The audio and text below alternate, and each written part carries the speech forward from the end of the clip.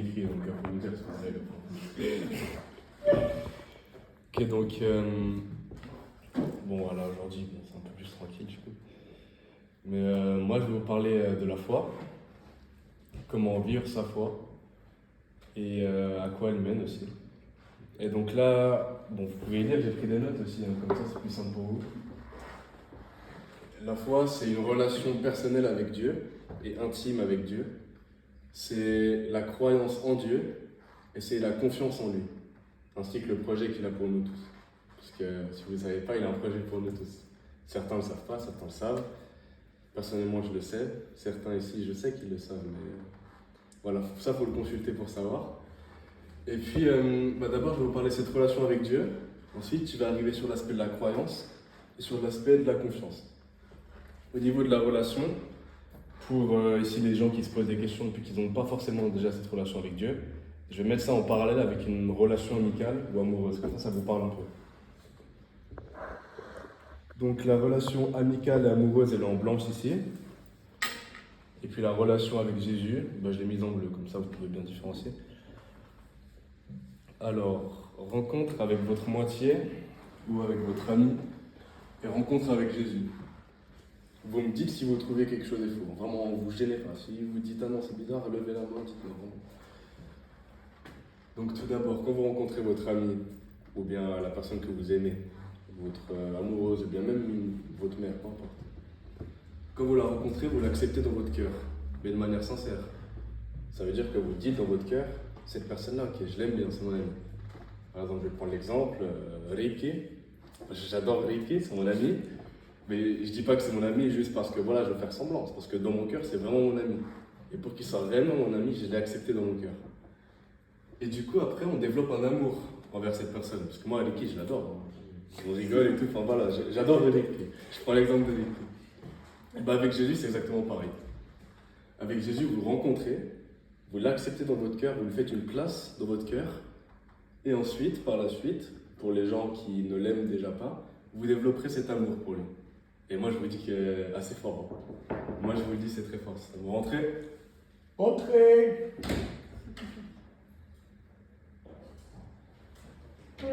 Viens.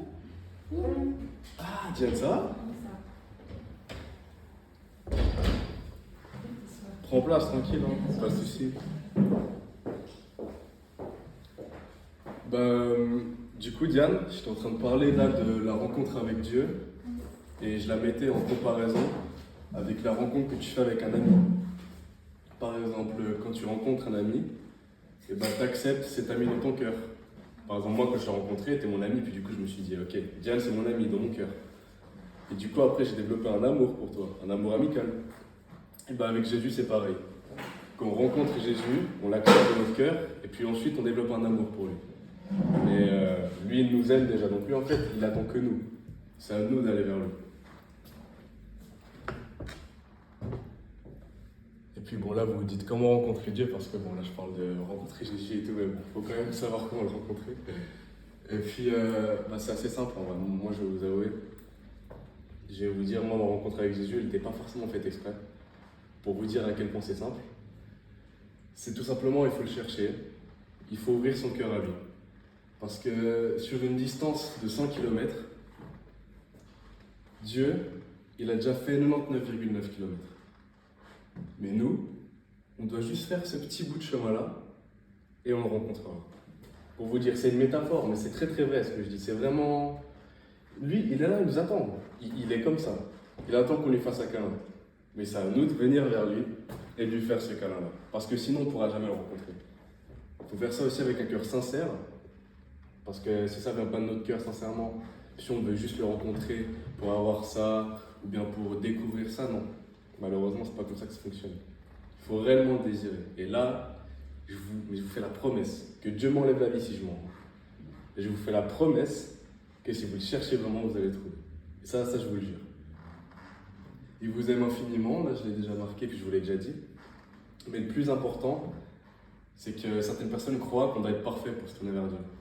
Certaines personnes se disent non, attends, j'ai fait ça, donc c'est pas le moment. J'attends peut-être 1 mois, 2 mois, histoire que je sois bien sage, puis après je vais vers Dieu. Bah, c'est pas réellement pour aller vers Dieu, et ça je vous le dis, il vous accepte comme vous êtes. Peu importe vos péchés, sauf le blasphème contre le Saint-Esprit, et là il vous attend. Donc attendez pas d'être parfait, attendez pas d'être ci, d'être ça. Votre nouvelle vie en Dieu, elle peut commencer maintenant. Maintenant, mais maintenant, je vous dis, dans la seconde. Mais il faut que vous l'acceptiez dans votre cœur. Et peu importe vos péchés, lui, là, il vous attend. Donc vous ne posez pas de questions par rapport à est-ce que je ne suis pas assez bien pour Dieu? Non, parce qu'il nous pardonne. Peu importe nos péchés, il nous pardonne. Donc ça, vous inquiétez pas. Après, il y a le deuxième point. Donc là, je mets toujours en relief la relation amicale et amoureuse et la relation avec Jésus. Donc dans une relation amicale ou bien amoureuse, une fois que vous avez rencontré la personne, et ben vous faites grandir cette relation parce que sinon vous allez juste rester à un stade normal, on va dire, un stade de connaissance. Mais vous n'allez pas approfondir votre relation. Et ben avec Jésus, c'est exactement pareil. Jésus, quand vous le rencontrez, des fois ça suffit pas, même vraiment ça suffit pas. Il faut ensuite faire grandir cette relation pour accéder à ce qu'on appelle vraiment cette foi, mais oh là, j'ai pas de mots pour le décrire, vraiment. Mais c'est puissant. Et moi, je peux vous dire que vous avez des bénéfices à ça. Mais pour ça, ça demande du travail, n'empêche. C'est pas quelque chose qui nous est donné, je vais dire. Tout d'abord, bon, là, je vais reprendre le cas d'une relation amicale ou amoureuse. Vous allez passer du temps avec la personne. C'est plutôt normal, parce que sinon il n'y a plus de relation. Vous allez passer du temps avec cette personne via des conversations, des activités ou bien même votre présence. Et bah, de nouveau, comme avant, c'est exactement pareil avec Dieu. Vraiment, pour vous dire, c'est pas compliqué d'aller vers Jésus. Faut pas faire des années d'études ou quoi. Il faut juste lui parler comme un meilleur ami. Par exemple, pour vous dire, moi des fois je lui parle, je raconte même des fois. J'aimerais bien le voir jouer une fois quand je serai au paradis avec lui. J'aimerais bien le voir jouer un match de foot contre Messi. Et puis moi je lui dis ça parce que Messi c'est mon joueur préféré. Mais pour vous dire, c'est bête, hein. Mais c'est cette relation-là de meilleur ami que j'ai avec lui. Et puis, important, ça je veux vraiment insister dessus. Il faut prier, mais comme je l'ai mis, ça doit venir de ton cœur. Il faut faire attention à ne pas comporter et à ne pas avoir un comportement religieux. Ce que j'entends par comportement religieux, c'est que, bon, malheureusement, vous le savez, et avec tout le respect que j'ai pour mes chers frères catholiques, dans notre religion catholique, il y a certaines personnes qui, on va dire, ne vivent pas réellement la foi. Ces personnes-là, ce prêche, bah, c'est pour vous. Là, si vous regardez ici, si vous regardez là, c'est pour vous. Il faut que ça vienne de votre cœur. Parce que si vous ne vivez pas cette relation avec Jésus, ou bien si vous allez tout simplement à la messe tous les dimanches, mais sans réel fond, sans réel amour pour Dieu, cela ne sert à rien, vous perdez de votre temps. Et c'est avec tout l'amour que je dis ça pour vous, vraiment c'est avec tout l'amour. Mais il est important de vivre cette relation avec le cœur. Les prières que vous faites, j'utilise toujours cette métaphore. Il y a les prières qu'on fait avec le cerveau, et les prières qu'on fait avec le cœur. Quand vous priez avec le cœur, vous le ressentez, vous le savez. Il n'y a pas d'hésitation. Quand vous priez avec le cœur, ça part de là. Quand vous priez avec la tête, on va dire, vous cherchez un peu vos mots, vous essayez de bien formuler les phrases, histoire que Jésus, après, vous le mette en 6 en français. Ben non. Quand vous priez avec votre cœur, ça doit sortir de votre cœur naturellement. Parce que Jésus, il est là, il nous écoute. Il ne faut pas manquer de respect à Dieu, bien sûr, c'est pas le but. Mais ce que j'entends par là, c'est attention à ne pas rentrer dans le cercle vicieux de je fais parce que c'est des bonnes actions, je fais pour l'image, je fais pour ma conscience et je ne fais pas par amour. Parce que n'oubliez pas les 2 commandements les plus importants, aime ton prochain comme toi-même et aime ton Dieu plus que tout autre au monde. Ça, c'est les 2 commandements les plus grands. Donc pour vous dire, peu importe ce que vous faites, si ça ne part pas de l'amour, ça ne vaut pas réellement la peine. Donc je voulais quand même insister là-dessus, parce que, et ici il y a des personnes qui s'y se reconnaissent, même bon, je vais réutiliser l'exemple de la caméra, mais je vais laisser tranquille sûrement. S'il y a des personnes qui se reconnaissent, qui se disent, mais moi j'ai un comportement religieux, mais je ne fais pas les choses par amour. Je fais réellement les choses parce qu'on m'a toujours appris à faire ça, parce qu'on m'a toujours dit c'est ça qu'il faut faire, parce que voilà. Et bien vous pouvez changer ça. Vous pouvez tout changer, vous êtes libre de tout changer. Dieu nous donne la possibilité et la liberté de choisir. Venir vers lui ou pas venir vers lui. Ça, c'est notre choix. On sera jugé en conséquence après, mais c'est notre choix. Donc c'est pour ça que, voilà, si vous vous reconnaissez là-dedans, bah, c'est pas grave, ça arrive. Moi j'étais aussi, on va dire, une personne qui avait un comportement religieux dans le sens sans amour. Bah, voilà, sans amour, avec attention, le mot religieux c'est pas la même chose. Mais j'avais aussi un comportement très religieux sans amour. J'ai tourné la page, j'ai rencontré Jésus, je l'ai accepté, je l'aime, et je peux vous dire que ça a changé ma vie. Je peux vous dire que vous ne le regretterez pas. Donc sincèrement, c'est quelque chose que je vous conseille. C'est quelque chose qui va vous apporter beaucoup de bénédictions et beaucoup de grâce. Il ne faut pas rester fermé dans sa bulle. Il est marqué dans la Bible, c'est quelqu'un qui me l'a dit, que certaines personnes ont un voile devant leurs yeux. Ce voile-là de malheureusement pas accepter Dieu, pas rencontrer son amour, ou bien simplement on ne veut pas se tourner vers Dieu parce qu'on a ce voile, on n'accepte pas la vérité. Ben ce voile-là, on a la possibilité juste de l'enlever, c'est simple. Par exemple, j'ai mon téléphone là, je le mets là. Voilà, c'est aussi simple que ça. Mais il faut quand même faire cet effort, d'enlever ce voile, de voir Dieu, de voir son cœur, de voir son amour, et de sortir de ce comportement religieux qui est, au final, s'il n'est pas fait avec amour, est malsain. Attendez. Voilà. Ensuite, par exemple, là, je reprends toujours la relation amicale amoureuse. Pour approfondir votre relation, pour la nourrir, vous allez apprendre des choses sur la vie. Ah non, je ne connais pas.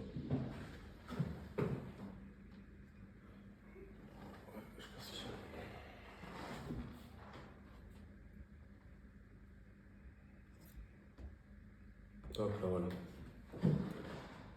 Donc, je disais, pour approfondir votre relation avec cette personne, bah, vous allez apprendre des choses sur sa vie, logiquement. Plus vous connaissez la personne de l'intimité, plus vous serez proche avec cette personne. Et ça, c'est... Vous me dites si ce que je dis est faux, mais je pense que dans nos relations amicales, amoureuses ou même parentales, c'est ce qu'on vit, franchement. Et puis, via le posage de questions, via... attends, là, je vais... Si on vit constamment avec la personne avec qui on a cette relation, si je vis constamment avec Ricky, au bout d'un moment, Ricky sera mon meilleur ami parce que je vivrai toujours avec lui, parce que je le connaîtrai parfaitement, parce que je connaîtrai des choses sur sa vie, parce que je l'aurai accepté dans mon cœur et parce que je l'aimerais. Il ne faut pas grand-chose. Hein. Je prends l'exemple, imaginons votre mère. Moi, ma mère, je vis constamment avec et puis je l'adore, maman. Je l'aime de tout mon cœur. Et bien, c'est pareil avec Dieu. De nouveau, c'est exactement pareil avec Dieu.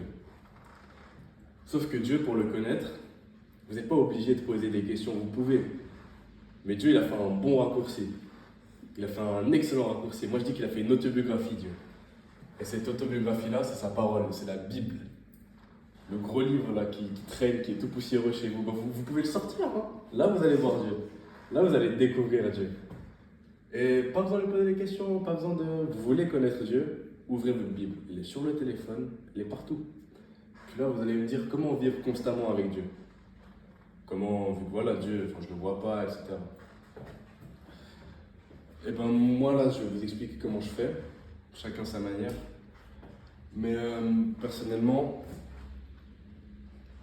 moi, le matin, j'ai des petits creux de temps, on va dire.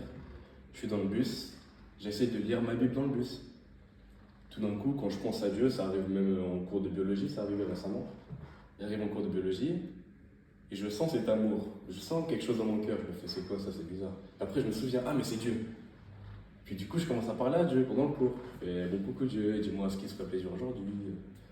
Mais vraiment pas dans un terme, attention, pas d'une manière religieuse, il faut vraiment que ça vienne du cœur. Et là-dessus j'insiste, ça ne doit pas venir du cerveau. Ça doit vraiment être fait par amour. Et si quelqu'un vous dit, tu ne peux pas aimer Dieu, si quelqu'un vous dit cet amour pour Dieu n'est pas vrai, ben cette personne-là a faux. Et amenez-moi cette personne parce que je vais lui prouver qu'elle a faux. Vraiment, c'est... Et ben, du coup, je vais revenir sur le fait comment vivre de manière constante avec Dieu. C'est assez simple en vrai, vous l'incluez partout où vous pouvez.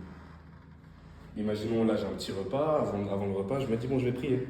Merci Jésus, merci, t'es content là. Tu m'as donné un petit repas, merci beaucoup. Ou bien imaginons quand je marche, je fais ah bah Jésus là il pleut, bon écoute, tu peux mettre un peu de soleil. Enfin voilà, on lui donne pas d'ordre, on lui demande. Et puis bah justement c'est pareil Et ben c'est pareil dans notre vie de tous les jours. Vous pouvez lui parler au travail, vous pouvez lire votre Bible dans le bus, comme je l'ai dit, vous pouvez écouter des musiques chrétiennes pendant que vous faites du sport. Enfin, vous pouvez tout faire parce que Dieu, il est partout. Et là-dessus, j'insiste. Dieu, il est partout. Malheureusement ou heureusement, selon le point de vue de certaines personnes, Dieu, il n'est pas qu'à l'église. C'est pas vous sortez de l'église, il n'y a pas Dieu, vous n'avez pas le droit, mais pour rencontrer Dieu, vous devez absolument aller à l'église. Non, non, non, non. Ah, ça c'est faux. Ça. Là, j'insiste aussi là-dessus. Ça, c'est extrêmement faux. Dieu est partout. Les meilleurs moments que j'ai vécu avec Dieu, moi je vous le dis, c'était dans ma chambre. Dans ma chambre, il n'y a pas de. Dans ma chambre, il n'y a pas d'église bien faite ou quoi que ce soit. C'était moi et Dieu. Dieu est partout. Et là-dessus, j'insiste vraiment, c'est bon, ça s'est éteint, mais c'est pas grave. Là-dessus, j'insiste réellement. Où que vous soyez même, bon, aux toilettes si vous voulez, mais bon, là, c'est vraiment que vous êtes quelqu'un d'occupé dans votre vie. Mais vraiment, Dieu est partout, et j'insiste là-dessus. Vous ne vous sentez pas gêné, sous la douche, peu importe. Vous avez toujours au moins 5 minutes à donner à Dieu. Il ne faut pas forcément lui donner 1 heure, il ne faut pas forcément lui faire tout un moment où, voilà, pendant 10 heures, j'adore Dieu. Enfin, vous pouvez, et c'est très bien. Mais des fois, 5 minutes, si vous êtes occupé, ça suffit. Mais il faut absolument alimenter cette relation. Parce que je vais comparer ça à un feu, imaginons. Imaginons que le feu, il fait cette taille-là. C'est comme vous avez rencontré Jésus, c'est très beau. Le feu, il est bien, il est beau. Sauf qu'au bout d'un moment, si vous ne mettez pas de bois dans ce feu, qu'est-ce qu'il va faire ce feu? Je pose la question là.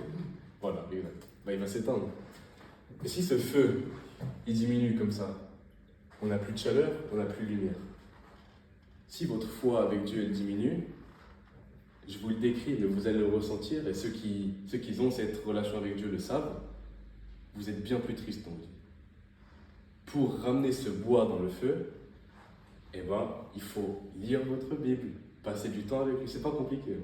Mais je dis que c'est pas compliqué, mais voilà. Des fois aussi, je m'éloigne, il ne faut pas croire que je suis un chrétien parfait, mais juste pour vous dire, c'est quand même simple. Mais il faut faire l'effort. Pour arriver à cette foi, c'est pas tout donné. Mais mon Dieu, qu'est-ce que c'est beau. Et là, je vais vous dire un petit peu la conclusion de cette relation que vous vivez avec Dieu, cette relation amicale, et où est-ce que cette relation-là vous mène.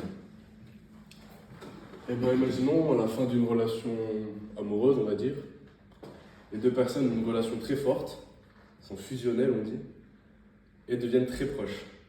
Ça mène généralement au mariage dans une relation amoureuse, d'accord, au mariage, et puis ils vécurent heureux jusqu'à la fin de leur jour. Et bien avec Dieu, c'est pareil. C'est, voilà, pour les gens qui ne comprennent pas ce que je veux dire, mettez ça en relief avec une relation, on va dire que vous vivez actuellement, mais une relation proche. Et c'est à peu près le même déroulement, sauf qu'avec Dieu, c'est bien plus puissant. Avec Dieu, il y a des miracles dans vos vies, il y a des choses dans vos vies qui vont s'installer que personne d'autre ne peut installer. Et c'est là où vous allez réellement vous dire, ah oui, mais ah, ok. Parce que Joe, là, il me disait ce jour-là, mais c'est vraiment vrai en fait, c'est pas juste un coup de com'. Et voilà, avec Dieu, c'est exactement pareil. On finit très proche avec lui si on suit ça, si on alimente notre foi. Sauf que lui, il a encore plus à nous donner parce qu'au bout d'un moment, dans la relation amicale ou amoureuse, au bout d'un moment, vous allez me dire, et là je parle pas je n'inclus pas Dieu dedans, mais dans le domaine biologique, il y a une mort. Et bien avec Dieu, il n'y a pas de mort. Il y a une seconde vie. Il y a la vie éternelle. Il y a le paradis. Moi, je ne suis pas allé au paradis, je vous avoue, mais j'aimerais beaucoup y aller parce que j'ai déjà expérimenté ce paradis sur terre, d'être envahi de l'amour de Dieu. Et du coup, quand vous expérimentez cet amour pour Dieu, mais alors le paradis, là, c'est waouh, ça va être quelque chose. Du coup, moi, je vous le dis franchement, c'est une expérience qu'il faut vivre.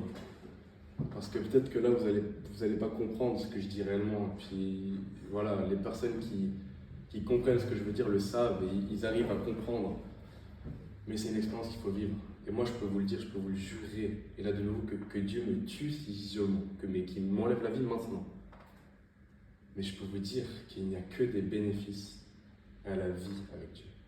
Certaines choses vont vous arriver. Imaginons que vous allez avoir des baisses de foi. Vous avez le diable qui va essayer de vous tirer vers le bas, qui va vous attaquer.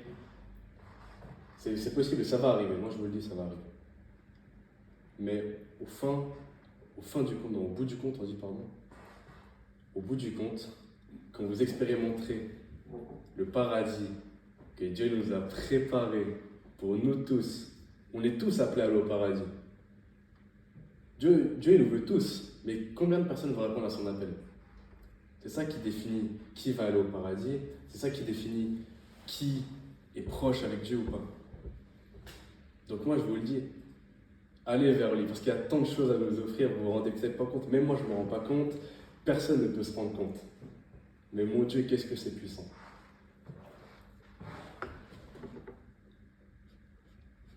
Donc là j'ai fait, on va dire, un bref résumé de du déroulement, attendez, c'est pas connecté. Bref résumé du déroulement et du train de vie de la foi chrétienne. Tout d'abord, il y a la rencontre avec Dieu. Vous pouvez de nouveau mettre ça en parallèle avec votre relation amicale ou amoureuse. Il y a cette rencontre avec Dieu qui va changer vos vies. Moi je vous le dis, depuis que j'ai rencontré Dieu, des gens me disent « Joe, t'as un petit peu changé », certaines personnes ne remarquent pas. Et moi je peux vous dire que je sais que j'ai changé, je sens que j'ai changé. Et enfin vraiment, quand je vous dis que ça va changer vos vies, c'est dans le bon sens. Hein. Ah, c'est très très beau. Et puis ensuite, après cette rencontre avec Dieu qui est le point de départ de votre relation avec Dieu, vous allez passer du temps avec lui. Il y a des louanges, comme je vous l'ai dit, vous allez lui parler comme un meilleur ami, vous allez l'inclure dans tout ce que vous faites. Vous allez lire votre Bible, vous allez vous entourer de gens qui aiment réellement Dieu. Ce qu'on appelle une église, une communauté de chrétiens qui aiment Dieu. Et puis vous allez vivre de son amour. Parce qu'au bout d'un moment, vous allez tellement avoir cette nourriture spirituelle, vous allez tellement avoir ces bénédictions, que vous allez être rempli et que ça vous suffira pour vivre. Quand je suis rempli par le Saint-Esprit, j'ai plus faim, j'ai plus soif, j'ai plus besoin d'aller aux toilettes, j'ai plus rien, j'ai plus mal à la jambe, j'ai plus rien, vraiment j'ai plus rien. Ça, l'amour de Dieu, quand il se manifeste de manière intense et infinie, nous suffit. On n'a besoin de rien de plus. Dieu. C'est pour ça d'ailleurs qu'il est marqué dans la Bible, pour atteindre le paradis, il faut être comme des enfants devant Dieu. Être comme des enfants, c'est une métaphore, ça veut dire qu'il faut être dépendant vis-à-vis de Dieu. Les enfants, par exemple, quand ils sont petits, comme ça, ils tiennent la main à leurs parents au supermarché parce que sinon ils vont se perdre. Ils dépendent de leurs parents. Et bien nous, en tant qu'enfants de Dieu, on dépend de Dieu. Si Dieu voilà, veut que tout d'un coup j'aille, que je fasse chauffeur de bus, et ben c'est lui qui va faire ça, moi j'ai rien à dire. Mais il faut accepter ça. Il faut dire, Dieu, je te remets ma vie entre tes mains, je te laisse gérer ma vie, fais de ma vie ce que tu veux faire. Et je peux vous dire que Dieu ne fait jamais les choses mal. Et Dieu ne fait jamais les choses avec mauvaise intention. Si tout d'un coup vous vous dites, ah mais j'aime pas, voilà, j'ai confié ma vie à Dieu, mais là je suis dans une position où je me sens confortable, dans une position où, voilà, mais Dieu, t'es où? Dieu, pourquoi tu m'as mis là? C'est parce qu'il a un projet ensuite. On ne sait pas, nous on voit les choses là, on est bloqué, et puis je m'inclus aussi, je dis nous, enfin voilà, je m'inclus aussi fortement dedans. Mais on se met les choses là, ah, Jésus, pourquoi je t'avais prié, et puis là j'ai fait un 3 en maths, mais peut-être qu'il y a quelque chose d'autre ensuite derrière, mais ça il n'y a que Dieu qui le sait. C'est pour ça qu'il faut faire confiance en Dieu. Et je vais rebondir sur la confiance aveugle en Dieu. Là, cette fois-ci, avec un petit passage de la Bible, entrez. Hello. Je vais juste faire une petite chose là. Si vous permettez. Non, pas de souci. Si vous permettez pas, je veux aussi. Ciao, ciao. Et du coup, je veux parler de la confiance aveugle en Dieu.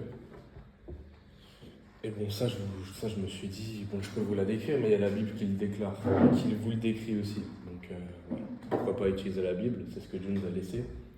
La Bible, c'est la seule et unique vérité. J'insiste là-dessus. Matthieu 6, verset 31. Ne soyez pas inquiets en vous demandant qu'est-ce que nous allons manger, qu'est-ce que nous allons boire, avec quoi est-ce que nous allons nous habiller. En effet, les gens qui ne connaissent pas Dieu réellement et dans leur cœur cherchent tout cela sans arrêt. Vous avez besoin de toutes ces choses et votre Père qui est dans les cieux le sait bien. Cherchez d'abord le royaume de Dieu et ce que Dieu demande. Il vous donnera tout le reste ensuite. Donc ne vous faites pas de soucis pour demain. Demain se fera du souci pour lui-même. La fatigue d'aujourd'hui suffit pour aujourd'hui. Là, moi, il n'y a pas de meilleure manière de le dire, franchement. Je vais mettre le verset en grand. Attendez, ouais. Il n'y a pas de meilleure manière de le dire. Mais je vais vous analyser un petit peu. Je vais vous le faire maintenant parce que bon, je l'ai pas analysé avant, donc je vais vraiment vous le faire en temps réel. Ne soyez pas inquiets en vous demandant qu'est-ce que nous allons manger, qu'est-ce que nous allons boire, avec quoi est-ce que nous allons nous habiller. Ça, c'est ce qu'on appelle la confiance aveugle en Dieu. Pour ceux qui ne savent pas, Moïse, je pense que vous le connaissez. Si quelqu'un ne le connaît pas, dites-moi. Vous connaissez tous? Ok. Et bien Moïse, quand il devait libérer son peuple, il arrivait, on va dire qu'il y a un chemin A, un chemin B. Il arrivait devant les deux chemins, et il disait au Saint-Esprit, dis-moi par quel chemin est-ce que je dois passer.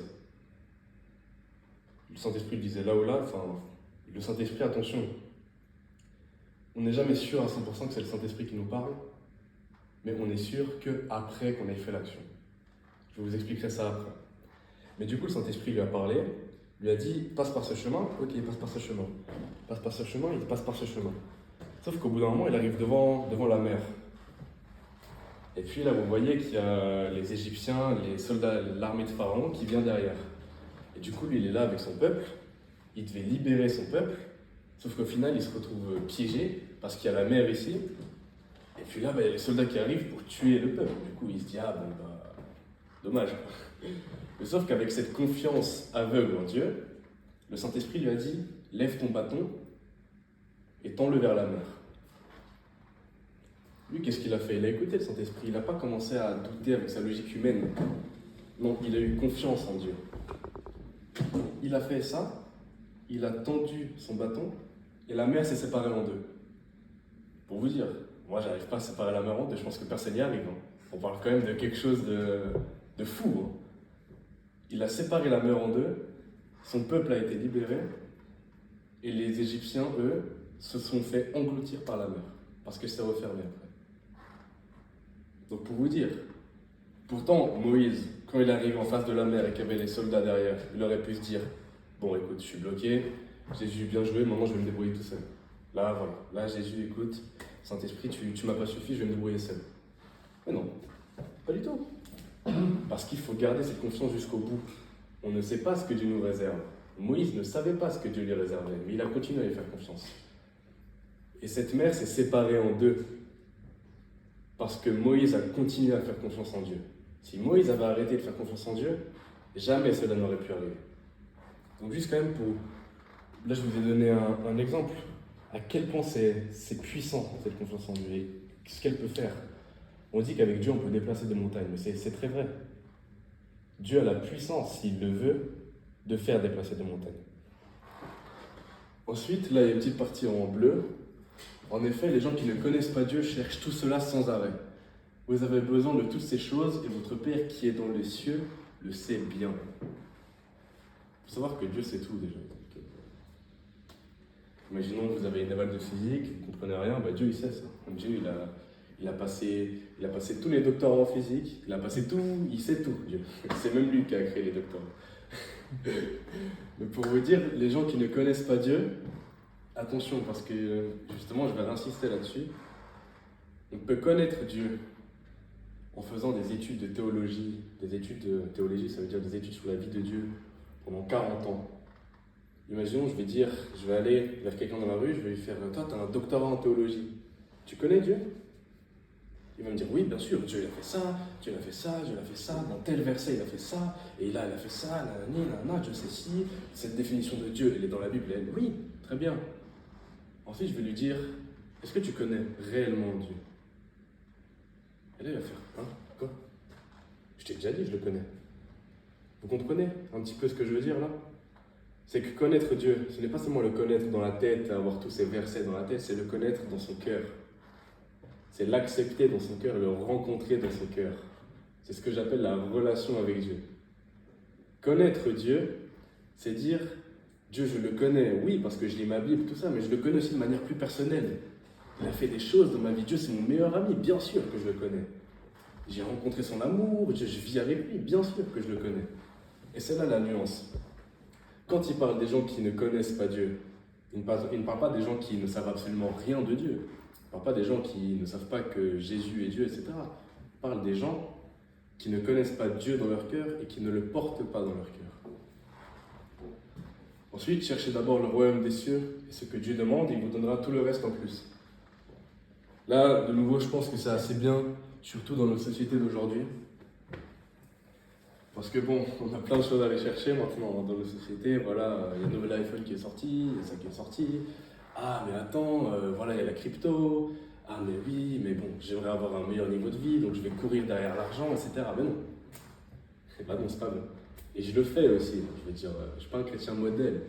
Je viens pas là devant vous comme si j'étais meilleur que vous tous. Non, non, non.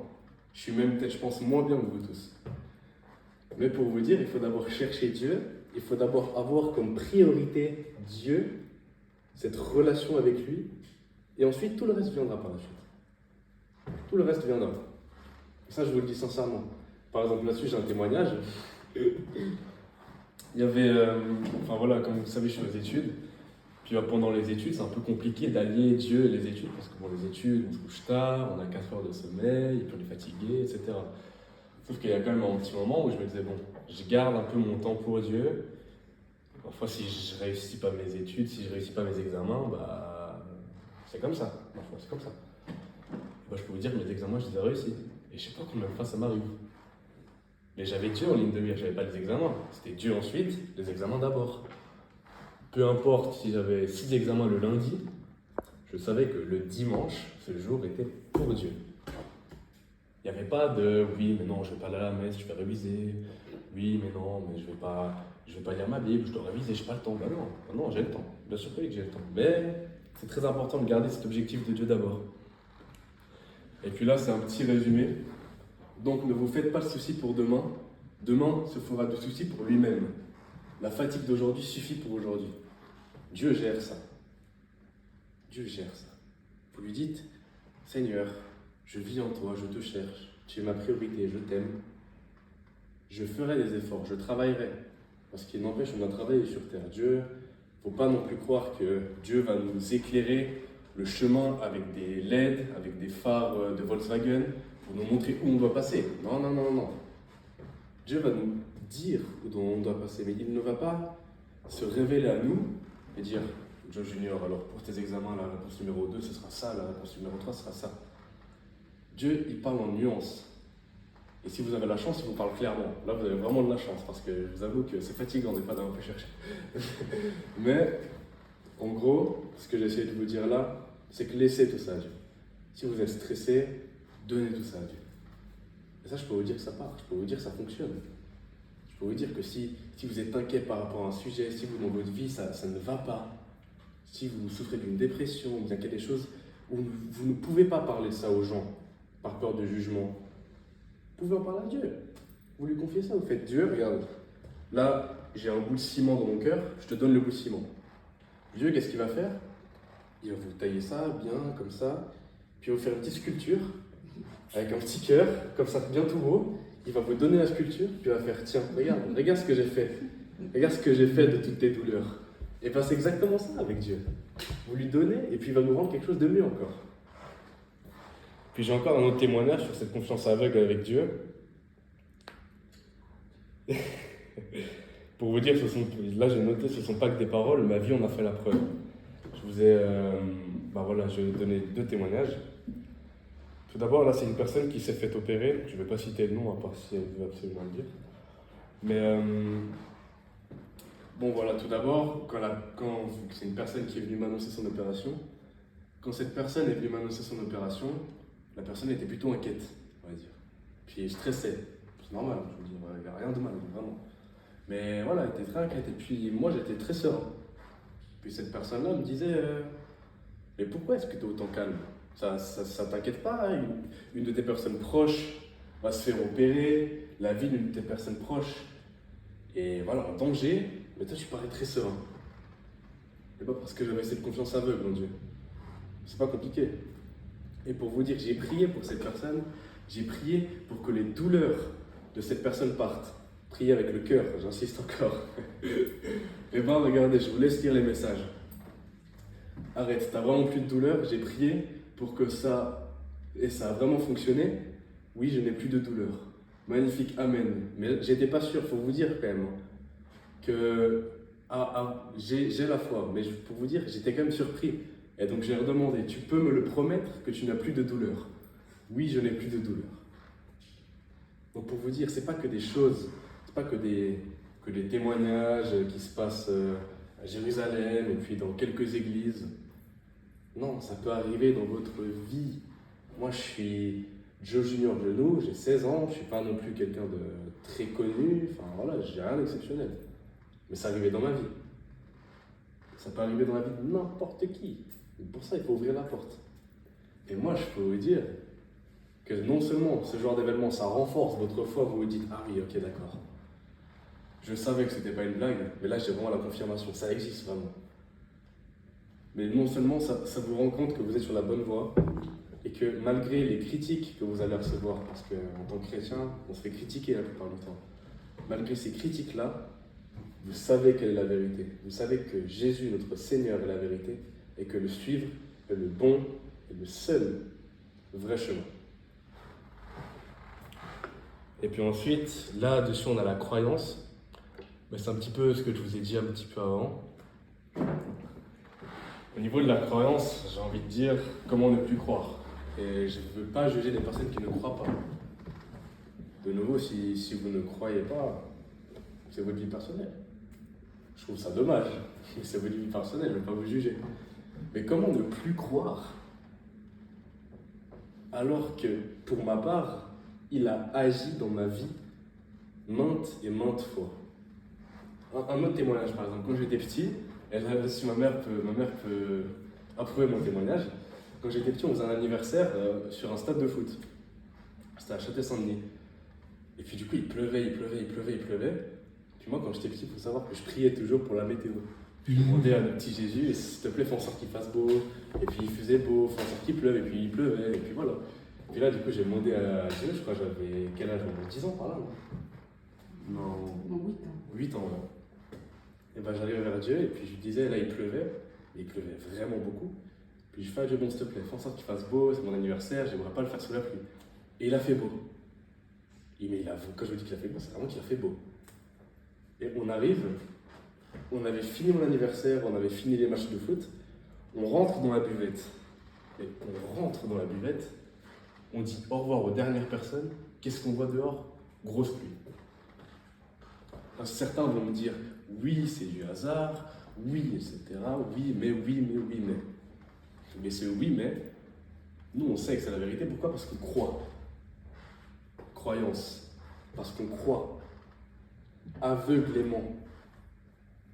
Et par cette croyance aveugle, malgré ce que les gens vont vous dire, puis moi je peux vous dire qu'il y a des personnes qui vont venir sur terre, vous dire « Oui, mais regarde, tu dis que ton Dieu existe, alors explique-moi ci, explique-moi ça. » Et il y a certaines choses que vous ne pourrez pas expliquer.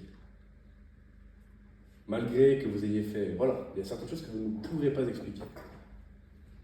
Mais ce n'est pas parce que vous ne pouvez pas expliquer que c'est faux. Au contraire, moi je vous dis que la vie avec Dieu, c'est quelque chose de réel. Vous pouvez demander aux gens qui vivent réellement avec Dieu, les miracles qu'ils ont fait dans leur vie, que Dieu a fait dans leur vie, pardon. Ça peut pas arriver ailleurs, hein. C'est pas du hasard, ça sort de ce domaine-là. C'est réellement quelque chose de puissant. Encore un autre témoignage, parce que voilà, j'en ai beaucoup. J'avais un examen de physique, je crois que c'était il y a début du mois d'octobre, je crois. Puis bon, la veille, là aussi ma mère peut en témoigner. La veille, je faisais mes examens sur mon iPad, mes exercices. Puis bon, j'arrivais pas du tout. Je vais faire une mauvaise note, je pensais que j'allais faire un 2, vraiment je comprenais rien, c'était la misère. Vraiment, je pouvais plus rien du tout. Puis je commençais à m'énerver, je faisais bon, écoute, là au bout d'un moment je travaille, mais il n'y a plus rien, donc j'ai abandonné. Puis j'ai dit à Dieu, bon écoute, moi j'ai fait, on va dire, ma part du travail, j'ai beaucoup travaillé, j'ai donné mon maximum, je te laisse faire. Moi. Je peux pas faire plus, moi, Seigneur, donc je te laisse faire. On arrive, on reçoit l'examen. Pendant l'examen, étonnamment, tout se passe très bien. Je me dis, wow, Jésus, t'as du talent quand même, hein, Dieu. T'es costaud quand même. Hein. Et puis j'arrive, je reçois la note. J'ai une des meilleures notes de la classe. Alors que la veille, je ne comprenais rien. Et qu'il n'y a pas grand-chose qui a changé entre-temps. Hein. J'ai pas vraiment révisé entre-temps, pour vous dire. C'est... Là-dessus, je veux dire... Comment ne pas croire? Vous pourrez, il y aura toujours un doute. C'est pour ça la foi, c'est parce que s'il n'y avait pas de doute, tout le monde serait chrétien. Il y aura toujours un doute dans la foi chrétienne. Mais par vos expériences, vous connaîtrez la réalité. Par ces petites expériences, ces petites choses. Et je vais pas vous citer toutes celles qui sont arrivées dans ma vie, parce que sinon je mettrais trop de temps. Mais par ces petites choses-là, vous dites réellement, ok, mon petit Jésus, t'es là, t'existes. T'existes, réellement.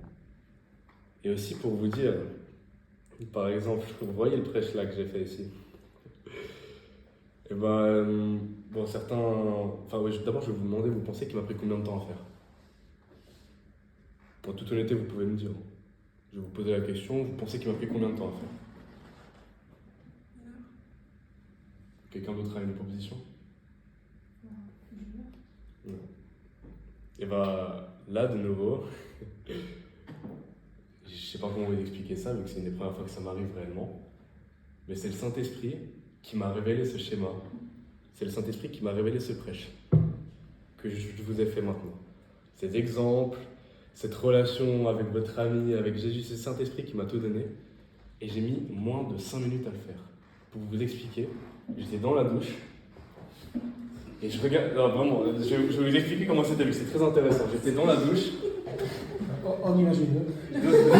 Non, mais j'étais dans la douche, je regardais mon mur. Je regardais mon mur comme ça. Et puis bon, je regardais mon mur, j'avais de la louange à côté, mais... Et puis tout d'un coup, je voyais comme un schéma, avec des petits ronds. Ah, tac, et puis bon, je crois que ça arrivait mardi. Et puis je me disais, ah oui, mais je pourrais dire ça à mon prêche, puis je pourrais dire ça, puis tac, tac, tac. Et c'est le Saint-Esprit qui a fait que ce schéma petit à petit vienne. Et ensuite, je suis arrivé, puis c'était tard, et le lendemain, j'avais un examen, je me rappelle, je suis arrivé, je suis sorti de la douche, maman, le Saint-Esprit m'a donné un schéma. J'arrive, j'ai vite recopié le schéma. Bon, je ne l'ai pas utilisé lui parce qu'il était un peu, voilà, il était compliqué à lire. Ah non, c'est toi, vous ne voyez pas. Donc c'était lundi, voilà, exactement. C'était le 13 novembre, vous pouvez le voir ici, 13 novembre 2023. J'arrive et puis j'ai recopié le schéma. Mais vraiment, pour vous dire, ça a pris 5 minutes. Hein. Tac, tac, tac, tac, j'écrivais, je réfléchissais même pas. C'était même pas, je réfléchissais, c'était vraiment... Là, je sais pas comment vous expliquer, mais à part c'est le Saint-Esprit, je sais pas ce que ça peut être d'autre. J'écrivais, tac, tac, tac, tac, tac, alors que pourtant, je vois pas de faute d'orthographe, voilà, tout me paraît bien. Et puis réellement, c'est pour vous dire, de nouveau, que Dieu agit dans vos vies. Faut pas s'attendre à être parfait, faut pas, peut-être que je me répète, mais vraiment j'insiste, Dieu agit dans vos vies. Et il y a des stades de la foi. Bien évidemment, il y a d'abord la rencontre, comme je vous l'ai dit. Il y a tout d'abord la rencontre. Attendez, pardon. Il y a la rencontre, ensuite vous allez passer du temps. Donc il y a une progression dans la foi. Et pour arriver à un certain stade de la foi, ça demande du travail. Dieu ne va pas vous rencontrer et puis dire bon, maintenant tu es avec moi, écoute, tranquille, prends des vacances. Non, c'est pas comme ça que ça se passe. Pas du tout. Vous allez devoir passer du temps avec lui, lire votre Bible, pour arriver à un stade où vous allez réellement vivre ce qu'on appelle des miracles, vivre des grâces, etc. Ou bien peut-être, et c'est déjà arrivé à certaines personnes, que Dieu va tout simplement vous présenter des miracles comme ça, qui vont vous pousser à une conversion. Par exemple, j'ai un ami je ne vais pas citer le nom, mais j'ai un ami qui a vécu des miracles avec Dieu et puis qui de base était, on va dire, dans une vie remplie de péchés. Dans une vie, les boîtes de nuit, tout ça. Et Dieu a fait des miracles dans sa vie. Et maintenant, il a changé, et maintenant, il aime Dieu. Pour vous dire, c'est pas... Voilà, j'ai pas de mots pour décrire ça. Mais il ne faut pas être parfait. Pourtant, Dieu est venu à cet ami alors qu'il, excusez-moi du terme, vivait dans le monde, vivait dans le péché, des boîtes de nuit, de ce train de vie-là malsain, avec tout le respect que j'ai pour les gens qui travaillent là-dedans. Mais Dieu l'a appelé. Et maintenant, il s'est reconverti. Maintenant, il aime Dieu. Maintenant, il loue Dieu. Donc, pour vous dire, réellement, c'est quelque chose de puissant. Et je peux vous donner encore un autre petit dernier témoignage. Un petit dernier pour la route. C'est que je ne vais pas vous expliquer dans le détail parce que ça relève du domaine un peu privé. Mais avant que je fasse ce prêche aujourd'hui, eh ben, il y a des événements qui sont passés aujourd'hui, ce qu'on appelle le combat spirituel.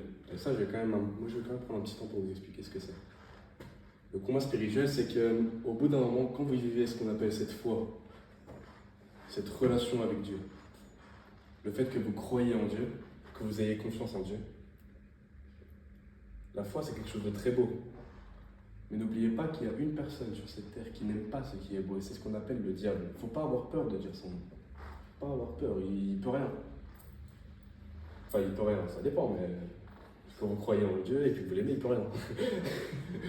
Et donc ce petit diable, il arrive vers moi ces jours, il savait que le diable, il sait que j'ai un prêche.